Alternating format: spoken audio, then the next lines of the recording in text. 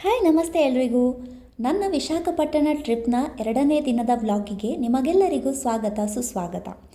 ಇವತ್ತು ನಾವು ವಿಶಾಖಪಟ್ಟಣದಿಂದ ಬೋರಾ ಕೇವ್ಸ್ ಹಾಗೂ ಅరకు ವ್ಯಾಲಿಯನ್ನು ನೋಡಲು ಹೋಗ್ತಾ ಇದ್ದೇವೆ. ವಿಶಾಖಪಟ್ಟಣದಿಂದ ಅరకు ವ್ಯಾಲಿ ಕಡೆ ಹೋಗೋದಕ್ಕೆ ದಿನದಲ್ಲಿ ಒಂದೇ ಒಂದು ಟ್ರೈನ್ ಇದೆ. ಅದು ಬಿಟ್ಟರೆ ಬಸ್ ಮುಖಾಂತರ ನೀವು ಹೋಗಬಹುದು. ಈ ಟ್ರೈನ್ ಬೆಳಗ್ಗೆ 6:45ಕ್ಕೆ ವಿಶಾಖಪಟ್ಟಣ ಟ್ರೈನ್ ಸ್ಟೇಷನಿಂದ ಹೊರಡುತ್ತೆ. ಸುಮಾರು 10:55ಕ್ಕೆ ಅరకు ವ್ಯಾಲಿಯನ್ನು ರೀಚ್ ಆಗುತ್ತೆ. ಆದರೆ ನಾವು ಫಸ್ಟ್ ಹೋಗ್ತಾ ಇರೋದು ಬೋರಾ ಕೇವ್ಸ್ ಕಡೆಗೆ. ಹಾಯ್ ನಮಸ್ತೆ, ನಾನೀಗ ಆಂಧ್ರ ಪ್ರದೇಶದ ಬೋರಾ ಕೇವ್ಸ್ಗೆ ಹೋಗ್ತಾ ಇದ್ದೇನೆ. ನಾವು ವಿಶಾಖಪಟ್ಟಣದಿಂದ ಬೋರಾ ಕೇವ್ಸ್ಗೆ ಟ್ರೈನಲ್ಲಿ ಬಂದ್ವಿ. ಟ್ರೈನ್ ಸ್ಟೇಷನಿಂದ ಗುಹೆಗೆ ಹೋಗೋದಕ್ಕೆ ಸುಮಾರು 1 ಕಿಲೋಮೀಟ್ರ್ ದೂರ ಇದೆ. ಇದು ಕಾಡಿನ ಮಧ್ಯದಲ್ಲಿರೋದ್ರಿಂದ ಇಲ್ಲಿ ಬೇರೆ ಏನು ವೆಹಿಕಲ್ಸ್ ಇಲ್ಲ. ಆಟೋಗಳು ಸಿಗುತ್ತೆ, ಕ್ಯಾಬ್ ಸಿಗುತ್ತೆ, ಬಿಟ್ಟರೆ ಬಸ್ಗಳಿಲ್ಲ. ನಡ್ಕೊಂಡು ಹೋಗ್ಬೋದು, ಸ್ವಲ್ಪ ಟ್ರೆಕ್ ಮಾಡಿ ಹೋಗ್ಬೋದು. ಆಮೇಲೆ ಮನೆಗಳೇನಿಲ್ಲ, ಸಣ್ಣ ಪುಟ್ಟ ಏನು ಶಾಪ್ಗಳಿದ್ದಾವೆ ಸ್ನ್ಯಾಕ್ಸ್ಗಳಿಗೋಸ್ಕರ, ಹಾಗೆ ಎಳನೀರು ಸಿಗುವಂಥದ್ದು. ನೋಡೋಣ ಹೋಗಿ ಹೇಗಿದೆ ಅಂತ. ನೀವಿಲ್ಲಿ ನೋಡ್ತಾ ಇರ್ಬೋದು, ಈ ಥರ ಸಣ್ಣ ಸಣ್ಣ ಶಾಪ್ಗಳನ್ನು ಬಿಟ್ಟರೆ ಇಲ್ಲಿ ದೊಡ್ಡ ಹೋಟೆಲ್ಗಳೇನೂ ಇಲ್ಲ. ಹಾಗಾಗಿ ಇಲ್ಲಿಗೆ ಹೋಗುವಾಗ ನಿಮ್ಮ ಫುಡ್ಡನ್ನು ನೀವು ಕ್ಯಾರಿ ಮಾಡೋದು ಉತ್ತಮ. ಇಲ್ಲಿ ನೋಡಿ, ಇಲ್ಲಿ ಕೇವ್ಸ್ಗೆ ಎಂಟ್ರಿ ಆಗುವ ಮುಂಚೆನೇ ಇಲ್ಲಿ ದೊಡ್ಡದಾಗಿ ಬೋರ್ಡ್ ಹಾಕಿದ್ದಾರೆ. ಅಂದರೆ ಬೋರಾ ಕೇವ್ಸ್ ಎಲ್ಲಿದೆ, ಅದು ಎಷ್ಟು ದೊಡ್ಡದಿದೆ ಎಲ್ಲ ಮಾಹಿತಿ ಈ ಬೋರ್ಡಲ್ಲಿದೆ. ಆ್ಯಕ್ಚುಲಿ ಈ ಬೋರಾ ಕೇವ್ಸ್ ಹೇಳೋದು ಈಸ್ಟರ್ನ್ ಘಾಟ್ಸ್ನ ಅನಂತಗಿರಿ ಹಿಲ್ಸ್ ಅಲ್ಲಿ ಇದೆ. ಈ ಗುಹೆಯ ಹಿಂದೆ ಒಂದು ಕಥೆ ಇದೆ. ಇಲ್ಲಿ ಬುಡಕಟ್ಟು ಜನಾಂಗದವರು ವಾಸ ಮಾಡ್ತಾ ಇರೋದು. ತುಂಬ ವರ್ಷಗಳ ಹಿಂದೆ ಒಮ್ಮೆ ದನ ಕಾಯುವವರ ದನವೊಂದು ಈ ಗುಹೆಯ ಮೇಲಿನ ತೂತಿನಿಂದ ಗುಹೆಯ ಒಳಗೆ ಸುಮಾರು 200 ಫೀಟ್ ಕೆಳಗೆ ಬಿತ್ತಂತೆ. ಆಗ ದನ ಕಾಯುವವನು ಗುಹೆಯೊಳಗೆ ಹೋಗಿ ದನವನ್ನು ಹುಡುಕುವಾಗ ಅವನಿಗೆ ಅಲ್ಲಿ ಶಿವಲಿಂಗದ ಆಕಾರದಲ್ಲಿರುವ ಕಲ್ಲು ಕಾಣಿಸಿತಂತೆ.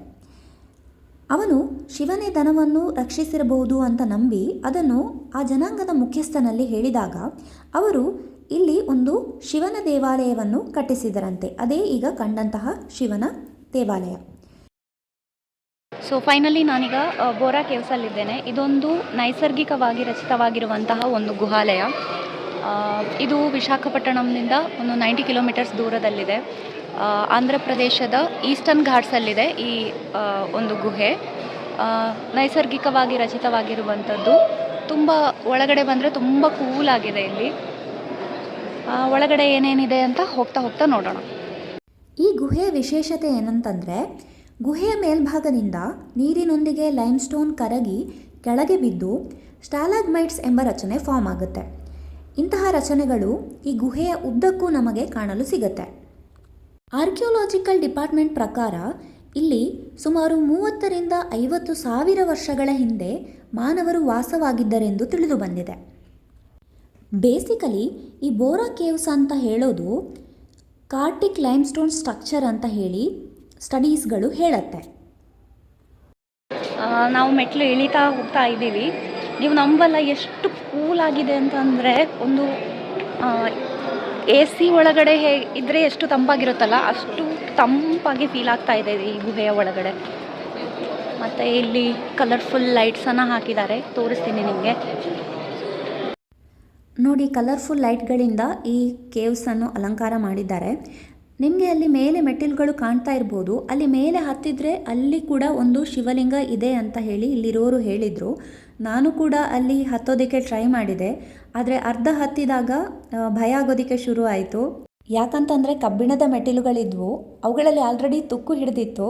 ಅವೆಲ್ಲಾದರೂ ಕಟ್ಟಾಗಿ ಕೆಳಗೆ ಬಿದ್ದರೆ ಅಂತ ಭಯ ಆಯಿತು. ಇಲ್ಲೊಂದು ವಿಶೇಷವಾದ ಸಂಗತಿಯನ್ನು ನಿಮಗೆ ತೋರಿಸ್ಬೇಕು. ಇಲ್ಲಿ ಮೇಲ್ಗಡೆಯಿಂದ ನೀರು ಡ್ರಾಪ್ ಬೈ ಡ್ರಾಪ್ ಬೀಳುತ್ತೆ.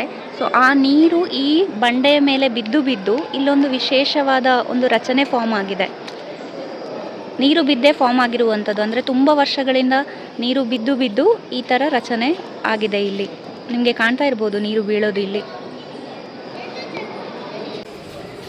ಇಲ್ಲಿ ನೋಡಿ, ತುಂಬ ಕಿರಿದಾಗಿದೆ. ಬೆಂಡ್ ಮಾಡ್ಕೊಂಡು ಹೋಗಬೇಕು ಇದರ ಒಳಗಡೆ. ಮತ್ತು ಬಂಡೆಯಲ್ಲಿ ನೀರು ಬರ್ತಾ ಇದೆ. ಹಾಗೆ ಒಳಗಿನ ಟೆಂಪರೇಚರನ್ನು ತುಂಬ ಕೂಲಾಗಿ ಮಾಡಿದೆ. ಇಲ್ಲಿ ನೋಡಿ, ಇಲ್ಲಿ ನೈಸರ್ಗಿಕವಾದ ಬೆಳಕೇ ಬರ್ತಾ ಇಲ್ಲ, ಅಂದರೆ ಅಷ್ಟು ಡೀಪಾಗಿ ಒಳಗಡೆ ರೀಚ್ ಆಗಿದ್ದೇವೆ ನಾವು. ಹಾಗಾಗಿ ಈ ಕಲರ್ಫುಲ್ ಲೈಟ್ಗಳಿಂದವೇ ನಮಗೆ ಅಲ್ಲಿ ಒಳಗಡೆ ಹೋಗೋದಕ್ಕೆ ದಾರಿ ಕಾಣ್ತಾ ಇರುವಂಥದ್ದು. ನೈಸರ್ಗಿಕವಾದ ಬೆಳಕು ಒಳಗಡೆ ಬರ್ತಾನೇ ಇಲ್ಲ.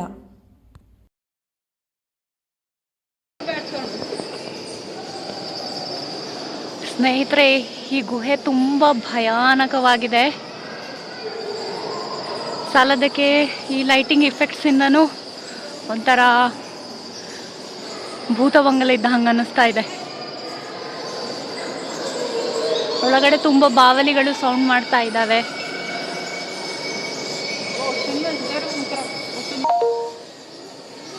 ನೆಟ್ವರ್ಕ್ 0 ಇರೋದ್ರಿಂದ ನಮಗಿಲ್ಲಿ ಟೆಂಪರೇಚರ್ ಎಷ್ಟಿದೆ ಅಂತ ನೋಡೋಕ್ಕಾಗ್ತಾ ಇಲ್ಲ.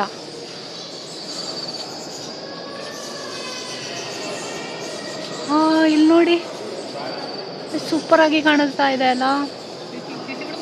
ಈಗ ನಾವು ಗುಹೆಯಿಂದ ಹೊರಗೆ ಬಂದ್ವಿ. ಈಗ ನೀವು ನೋಡ್ತಾ ಇರೋದು ಬ್ಯಾಂಬೂ ಚಿಕನ್. ಇಲ್ಲಿ ತುಂಬ ಫೇಮಸ್ ಅಂತೆ. ನಾನು ವೆಜಿಟೇರಿಯನ್ ಆಗಿರೋದ್ರಿಂದ ಟೇಸ್ಟ್ ಹೇಗಿದೆ ಅಂತ ಗೊತ್ತಿಲ್ಲ, ಬಟ್ ತಿಂದವರು ಚೆನ್ನಾಗಿದೆ ಅಂತ ಹೇಳಿದರು. ಈಗ ನಮ್ಮ ನೆಕ್ಸ್ಟ್ ಪಯಣ ಅరకు ವ್ಯಾಲಿ ಕಡೆಗೆ. ಬೋರಾ ಕೇವ್ಸ್ನಿಂದ ಅరకు ವ್ಯಾಲಿ ಸುಮಾರು 30 ಕಿಲೋಮೀಟರ್ ದೂರದಲ್ಲಿದೆ. ಹಾಗೆ ಇಲ್ಲಿ ಯಾವುದೇ ಬಸ್ಗಳು ಅವೈಲೇಬಲ್ ಇಲ್ಲ, ಹಾಗಾಗಿ ಆಟೋ ರಿಕ್ಷಾ ಅಥವಾ ಕ್ಯಾಬ್ಗಳ ಮುಖಾಂತರವೇ ಹೋಗಬೇಕಾಗಿದೆ.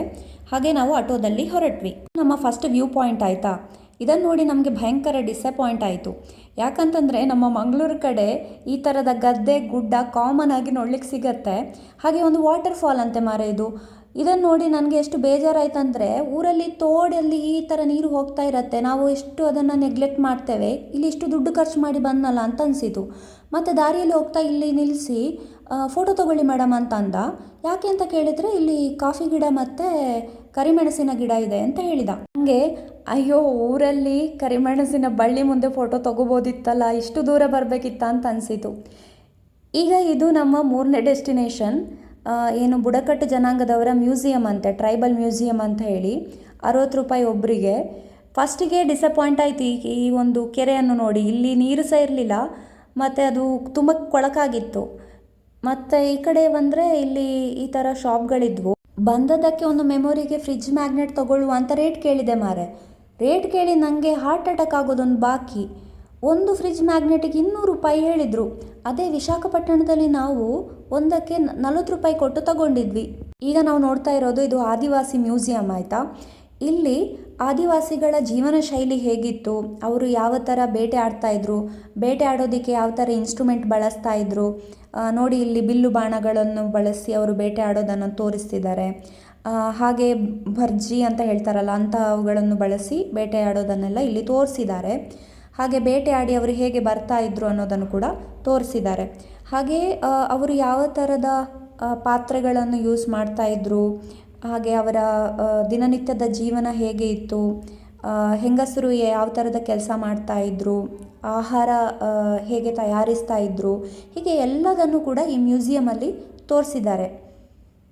ನೋಡಿ, ಇಲ್ಲಿ ಕಾಣ್ತಾ ಇರ್ಬೋದು, ಬಿದಿರಿನಿಂದ ಮಾಡಿದಂತಹ ಉಪಕರಣಗಳನ್ನು ಅವರು ಬಳಸ್ತಾ ಇದ್ರು. ಇಲ್ಲಿ ನೋಡಿ, ಅವರು ಮನೆಯಲ್ಲಿ ಯಾವ ಥರ ಪೂಜೆ ಮಾಡ್ತಾಯಿದ್ರು, ಹೇಗೆ ದೇವರನ್ನು ಆರಾಧಿಸ್ತಾ ಇದ್ರು ಅಂತ ತೋರಿಸ್ತಿದ್ದಾರೆ. ಹಾಗೆ ಇಲ್ಲಿ ಮುಂದೆ ಬಂದರೆ ಐ ಥಿಂಕ್ ಇದು ತಲೆಗೆ ಎಣ್ಣೆ ಹಾಕೋದನ್ನು ತೋರಿಸ್ತಿದ್ದಾರೆ ಅಂತ ಅನ್ನಿಸ್ತಾ ಇದೆ.